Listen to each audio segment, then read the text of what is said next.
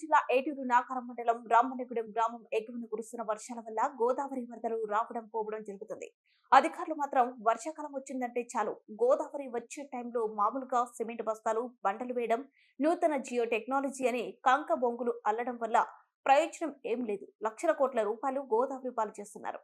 ఒడ్డు కూలుకుంటూ కట్ట వద్దకు వచ్చేసింది. గోదావరి ప్రవాహం వల్ల ఏ క్షణాన కట్ట తెగుతుందో అని భయం గుప్పెట్లో బిక్కుబిక్కుమంటున్న 4 గ్రామాల ప్రజలు ఏటూరు నాకారం, రామన్నగూడెం, కోయగూడెం, ఎల్లాపూర్, లంబాడిగూడెం గ్రామాలకు ప్రమాదం పొంచి ఉంది.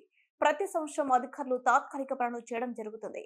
తాత్కాలిక పనులు కాకుండా కట్టను ప్రతిష్టాత్మకంగా కాంక్రీట్ వాల్ గోడలు నిర్మించాలని గ్రామాల ప్రజలు కోరుకుంటున్నారు. ఈ కార్యక్రమంలో రామన్నగూడెం మాజీ సర్పంచ్ దొడ్డ కృష్ణ, ఎగ్గడి కోటయ్య, బొల్లె సీను, కారం పోషాలు, ఆకుల లచ్చబాబు, చిట్టేం, ఆదినారాయణ గ్రామ ప్రజలు పాల్గొన్నారు. గట్టిగా అంటే ఈ ఎగువన కురిసిన భారీ వర్షాలకు వరదలు వస్తూ ఉంటున్నాయి, పోతూ ఉంటున్నాయి. ఈ కరకట్ట గోదావరి ఇప్పుడు మొత్తం ఉర్లుకుంటా దగ్గరకు వచ్చింది. గతంలో కూడా ఫ్లడ్ వచ్చినప్పుడు అధికారులు కనుక కలెక్టర్ కానీ పై అధికారులు కానీ వచ్చి చూస్తాను పోతాను. గోదావరి ఫ్లడ్ వచ్చినప్పుడే మామూలుగా వచ్చి చూస్తాను పోతాను ప్రత్యాయం అయితే ఆలోచించలేరు.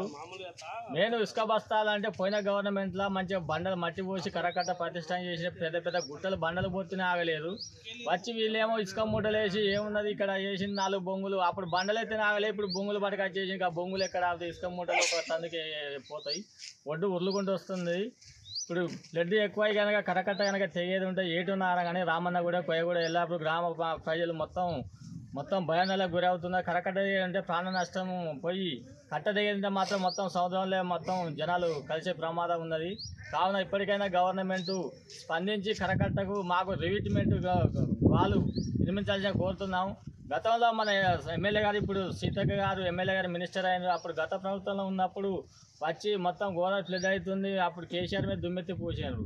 ఎందుకంటే గోదావరి కట్టలు పోతా అంటే తెగిపోతా అంటే కూడా చేసుకుంటే ప్రాణ నష్టం జరుగుతా అంటే కూడా గవర్నమెంట్ పట్టించుకోవట్లేదు అని చెప్పిన సీతక్క గారు మినిస్టర్ గారు. మరి ఇప్పటికైనా ఇప్పుడు వాళ్ళు ఎక్కిన కాంచి దాదాపు 9 నెలలు అవుతుంది. వీళ్ళు గతంలో కూడా చేశారు కదా, చూసినప్పటికీ కూడా మరి అప్పుడు గత గవర్నమెంట్ బండలేసి కాంక్రీట్ వాళ్ళు ఇవన్నీ చేసి పెడితే వీళ్ళు వచ్చేమో ఇసుక మూటలు వేసి మామూలుగా బండలు అయితే అవుతారు. ఇప్పుడు బొంగులు పెట్టి ఏదో జియో ట్యాగ్ అని చెప్పి పెట్టి దాన్ని కూడా ఇంతవరకు చేయలేదు. అధికారులు కానీ కలెక్టర్ కానీ ఫ్లడ్ వచ్చినప్పుడే వచ్చి చూస్తున్నారు తప్ప మిగతా టైంలో ఇక్కడికి వచ్చిన పాపాన పోలేదు. ఇప్పటికైనా గవర్నమెంట్ గారు స్పందించి, అధికారులు కానీ స్పందించి మాకు రివిట్మెంట్ వాళ్ళు నిర్మించాల్సిందిగా మేము గ్రామస్తుల ప్రజలందరి తరపున మేము కోరుకుంటున్నాం.